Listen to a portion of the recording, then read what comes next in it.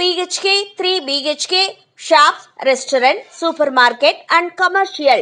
Available for rent in Kolattur, nearby Meridian Hospital, Kumaran Hospital, backside of Red Terry. Please contact 9034555554. நடிகர் ஷாருக் கான் எந்த ஒரு நிகழ்ச்சியாக இருந்தாலும் சொன்ன நேரத்துல வரமாட்டார் என்பது அனைவரின் புகாராக இருந்து வருகிறது.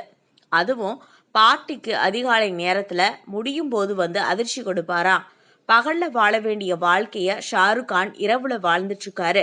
அவர் தனது அன்றாட வாழ்க்கை குறித்து நிருபர்களுக்கு ஒரு பேட்டி அளித்திருந்தாரு. அது என்னன்னா, நான் தினமும் 5 மணிக்கு தான் உறங்குவேன். படப்பிடிப்பு இருந்தா காலையில 9 அல்லது 10 மணிக்கு எழுந்துடுவேன். தினமும் ஒரு நேரம் மட்டுமே சாப்பிடுவேன். வெளியில சென்றுவிட்டு வீட்டிற்கு அதிகாலை 2 மணிக்கு தான் வருவேன். அதுக்கப்புறமா குளிச்சுட்டு சிறிது நேரம் உடற்பயிற்சி செய்வேன். அதுக்கப்புறமா உறங்க போயிடுவேன். வேலையை பொறுத்து சாப்பாடும் உறக்கமும் மாறுபடும் அப்படின்னு சொல்லியிருக்காரு.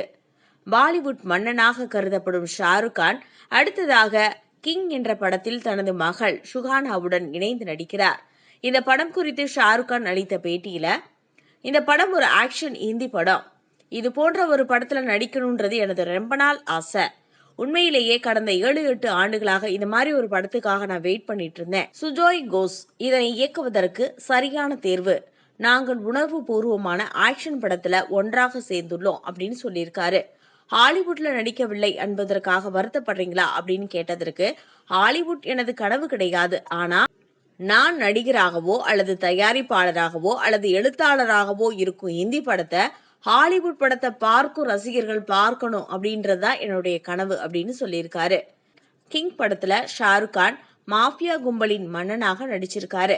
இந்த படத்துல அபிஷேக் பச்சனும் நடிக்கிறாங்க.